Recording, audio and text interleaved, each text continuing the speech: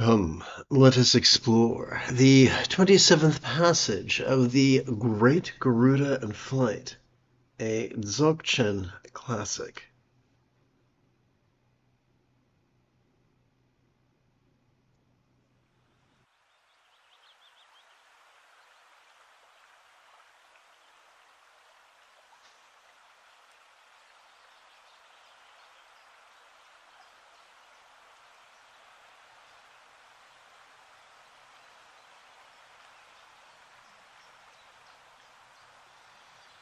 For my friends who are following along on the tube map, together let us relaxingly recite. Searching for the true nature by depending on the true nature would be like the sky searching for the sky and expecting to discover the true nature by depending on others. And expecting to discover the true nature by depending on others would be similar to extinguishing fire with fire. These are very difficult things to do indeed.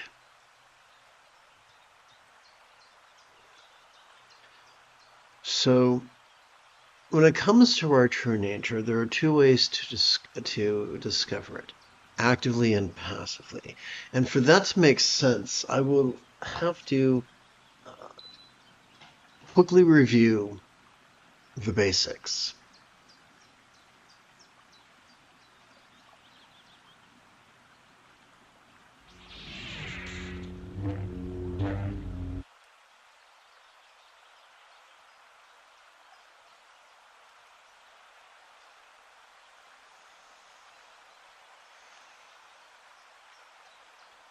Every time we breathe in, we are given a choice. Do we passively cooperate with our autonomic nervous system, or do we actively compete against it? What could actively competing against our autonomic nervous system look like? It could look like over-focusing and over-analyzing, which when done moderately are fine, but when they're done excessively, exhaust our prefrontal cortex, causing us to present with symptoms of depression. They trigger our amygdala, the seat of anxiety and aggression. However, if we would have, when we simply cooperate with our autonomic nervous system, our amygdala is calmed, and our anterior cingulate gyrus, which functions as the hub of our mirror neurons, the seat of empathy, which transforms dread into compassion and desire into love.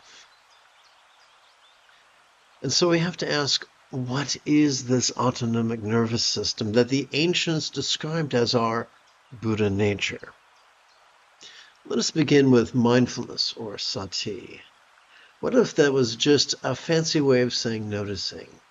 You see, every time we breathe in, we are wired to automatically access the sympathetic facet of our autonomic nervous system, ensconced within the middle third of our spinal cord.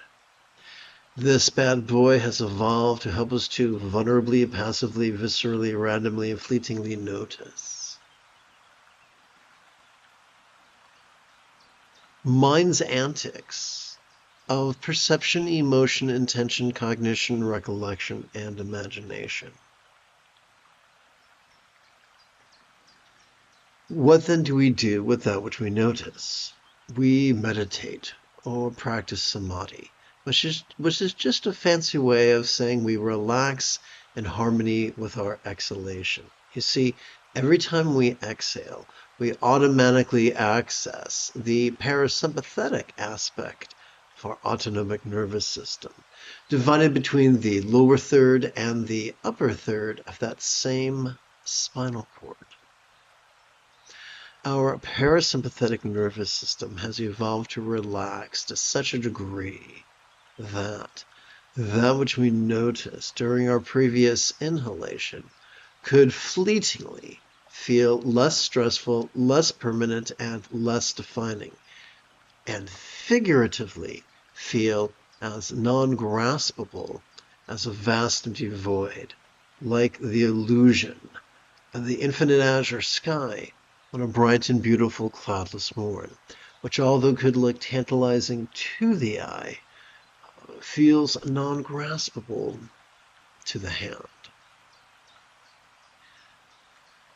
Many centuries ago, the great South Indian Buddhist philosopher Nagarjuna tried to simplify the confusion. And what he explained is that every time we inhale, we cannot help but notice the conventional. Every time we exhale, we cannot help but relax into the experience of the ultimate. So here's the wild thing. One is not better than the other. They are both necessary. We need to notice and we need to relax. We want to treat our breathing not as something to concentrate upon, nor as something to control. We treat it the way a piano student treats their metronome, just to keep the beat. When we feel our body breathing in, silently and mentally, we can recite the demonstrative pronoun this. When we feel our body breathing out, silently and mentally, we can recite the one-syllable verb ease. That is completely easy and doable and sustainable. Armed with this insight, let's return to this morning's text. Searching for the true nature by depending on the true nature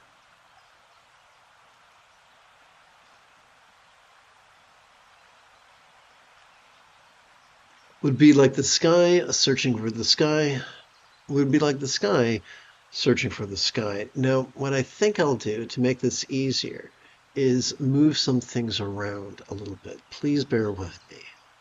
So let's see, let's put this here. Make sure that still fits. Let's go over here.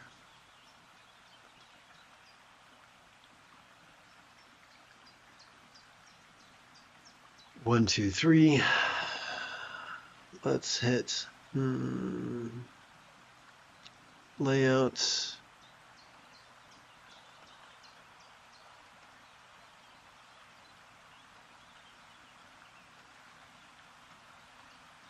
Okay.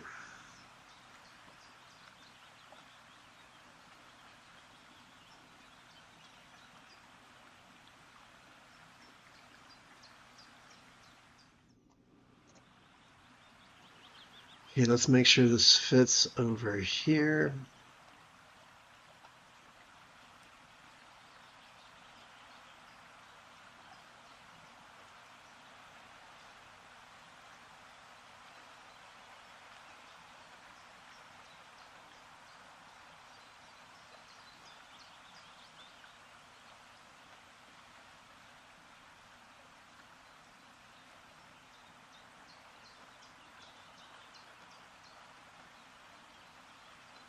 Okay, here we go.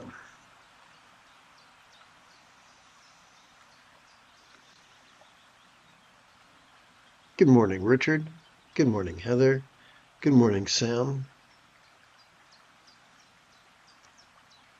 Searching for their true nature by depending on their true nature would be like the sky searching for the sky and expecting to discover the true nature by depending on others. Let's see. And expecting to discover the true nature by depending on others would be similar to extinguishing fire with fire. These are very difficult things to do. Indeed. So the author, Prahevajra, from Odhanaya, I should say of Odhanaya, present-day Swat Valley of Pakistan, has used a lot of words to say something that I'm going to explain, hopefully, by using a visual aid from my friends over on the Tube app.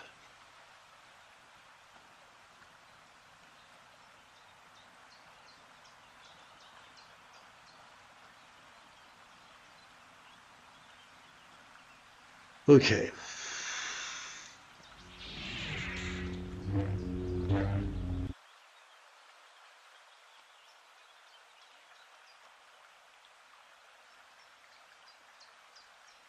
We cannot think our way to nirvana, but we can notice and relax passively.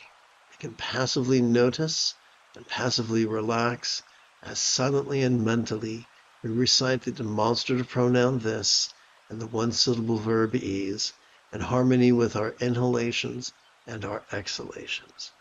Using this, the Buddha's method, it does not have to take us a period of time greater than the birth and death of 3 universes. In fact, according to the Buddha, using this method, we could master the Eightfold Path. We could, which is what he described as enlightenment, in about a week. From the Buddhist point of view, enlightenment doesn't mean you stop feeling certain things or only feel certain things. It means you're really good at coping. You're really good at noticing change and allowing that to fuel our tendency to let go.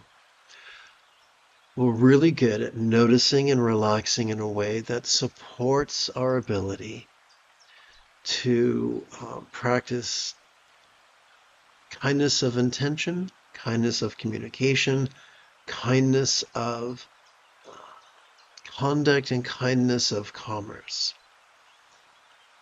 And to also practice mindfulness and meditation in a way that helps our choices, utterances, and deeds to flow from love's centered spontaneity. This is known as the right effort of effortless effort. And this is the fruit of regularly playing with mindfulness and meditation, even for as little as 5 minutes once every 12 hours or so.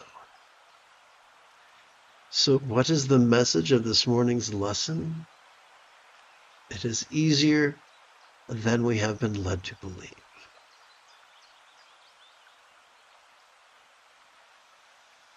Having completed our opening lesson, it is time for us to now shift gears.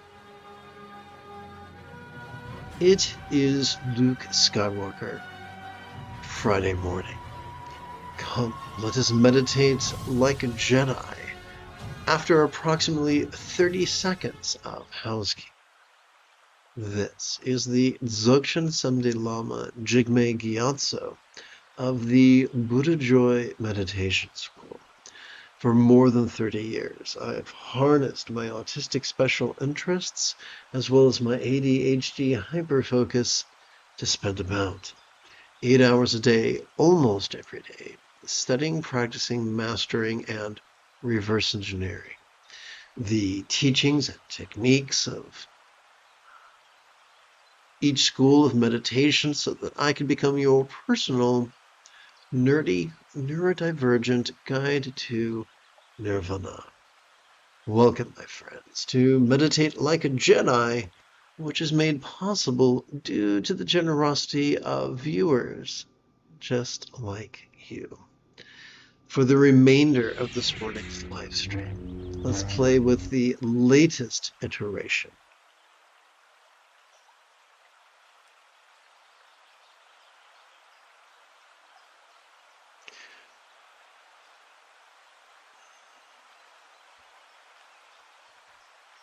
a very easy meditation practice text, or sadhana, if you're nasty.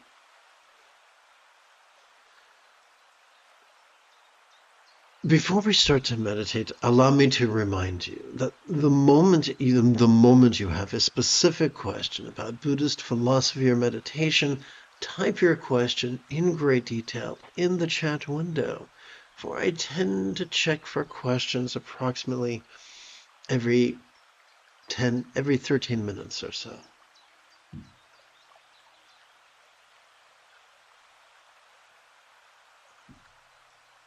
More like every 8 minutes or so.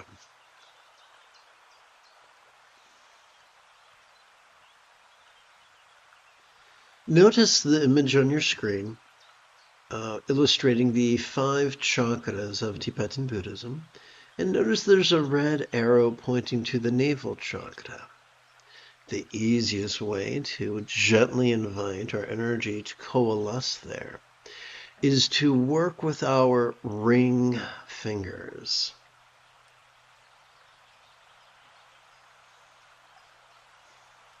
So we can count. Let me adjust the screen real quickly.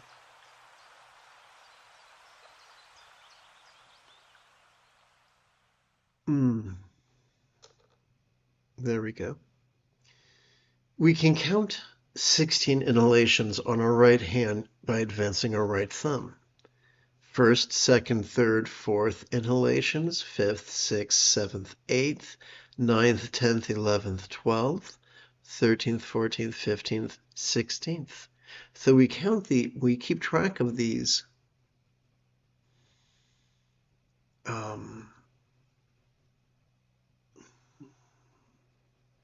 repetitions by counting sets. So we keep track of our first set while also simultaneously guiding our energy towards our navel. By resting the great knuckle at the base of our right ring finger upon the tip of our left ring finger, palms up in our lap.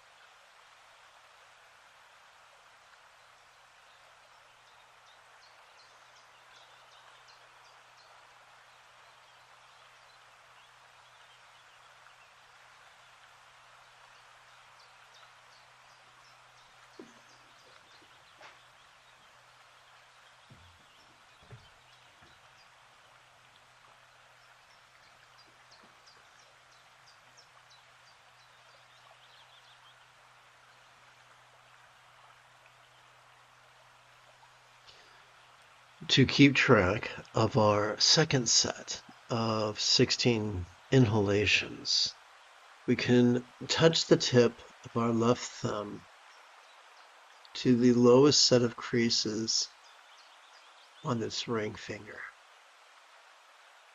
Both hands palms up in our lap.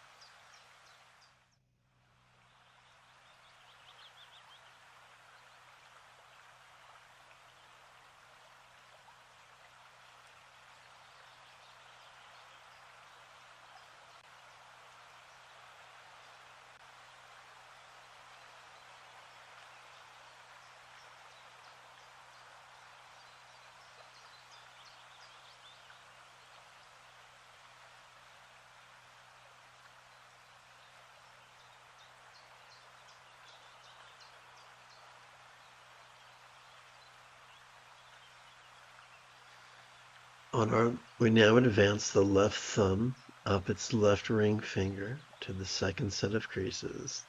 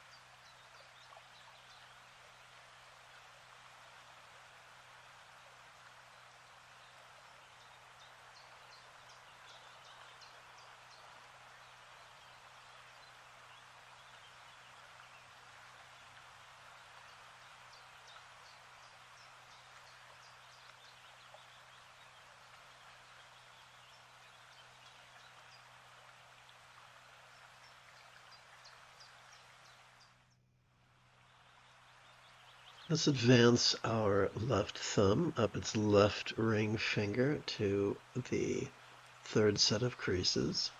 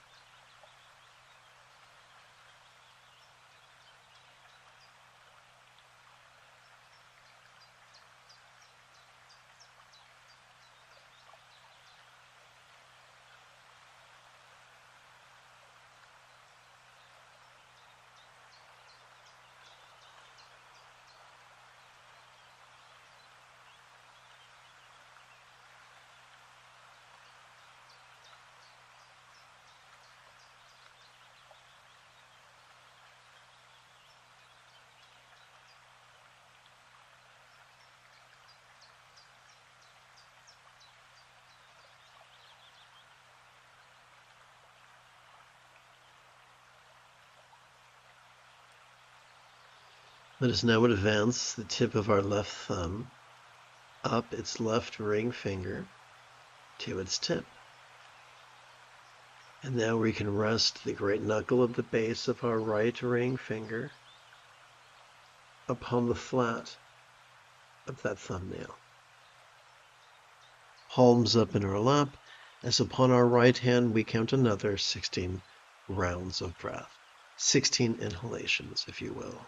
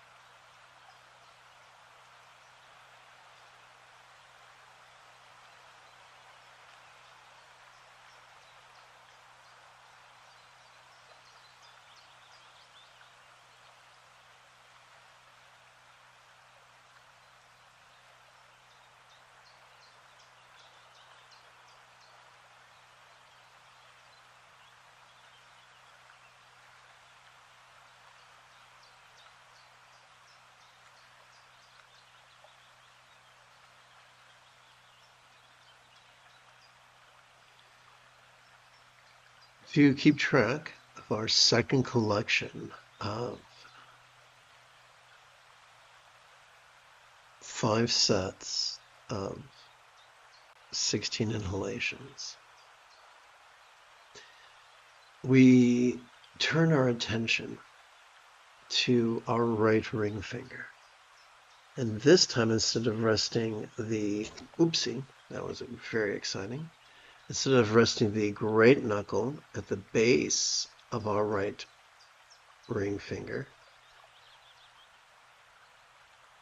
we rest it, we rest the tip, well, we rest the second knuckle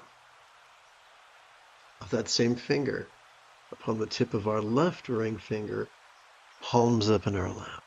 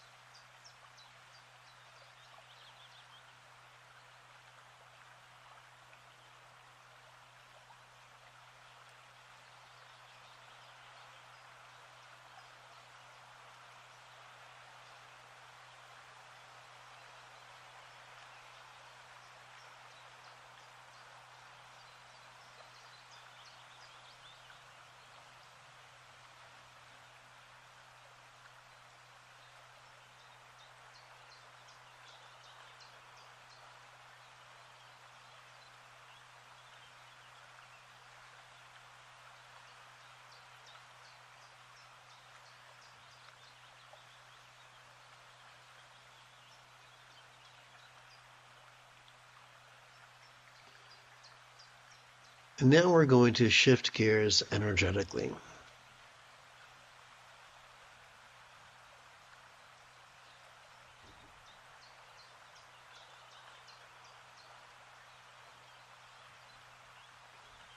For those who are watching on the Tube app, you'll notice that the red arrow has ascended to the blue chakra at the chest, the heart chakra. It's the it's the color of the sky. To shift gears energetically, it's as simple as resting the great knuckle. Whoopsie, let's go back over here. The great knuckle at the base of our right middle finger, not our ring finger, but our middle finger, upon the tip of our left middle finger, not ring finger, but middle finger. This is the easiest way to energetically shift gears. We'll continue counting 16 inhalations upon our right hand. 1, 2, 3, 4, 5, 6, 7, 8, 9, 10, 11, 12, 13, 14, 15, 16. We don't rush it. We let our body choose how fast or slow. Our mind's just going along for the ride.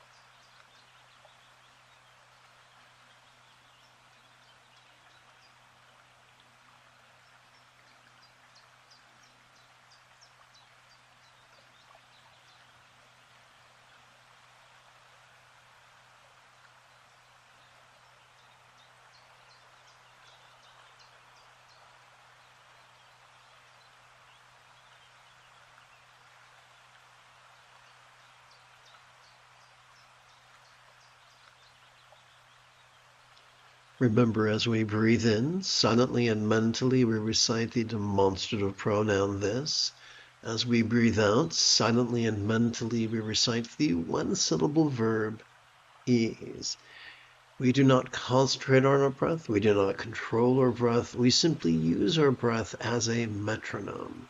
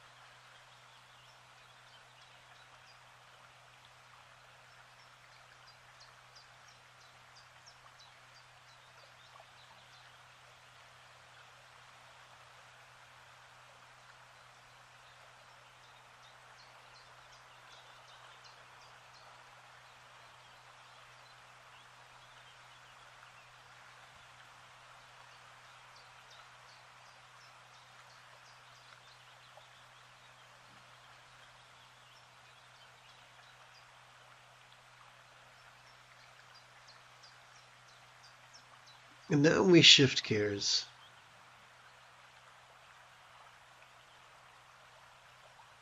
Energetically speaking.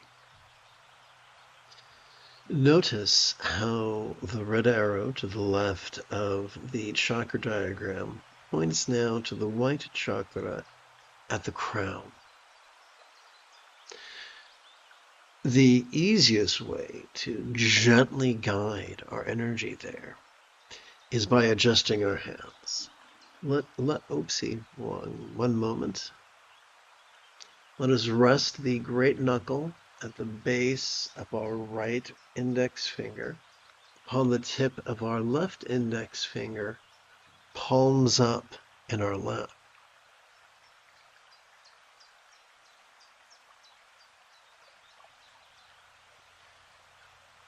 As we breathe in, we could passively cooperate with our autonomic nervous system by silently and mentally reciting the demonstrative pronoun this. As we exhale, we could silently and mentally recite the one-syllable verb ease. Upon our right hand, we could keep track of 16 inhalations by advancing our right thumb during each in-breath. 1, 2, 3, 4, 5, 6, 7, 8, 9, 10, 11, 12, 13, 14, 15, 16.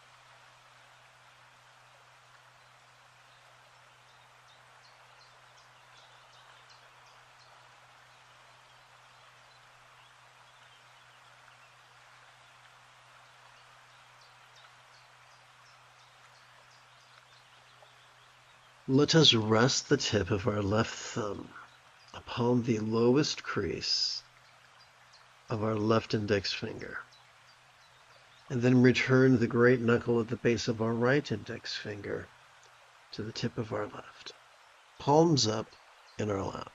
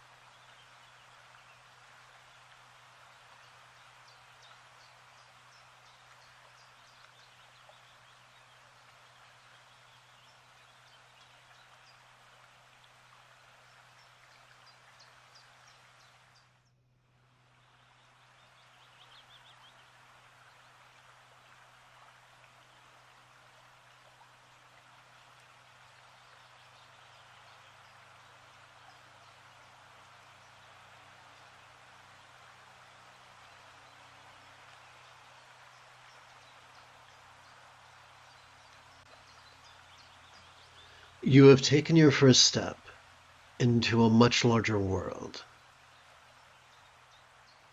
If you feel that I have earned it, you can give this live stream a thumbs up. You could even help support this channel.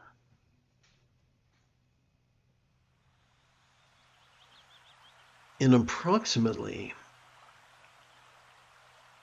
11 hours, I would very much like to return to lead today's evening meditation class as well as group practice.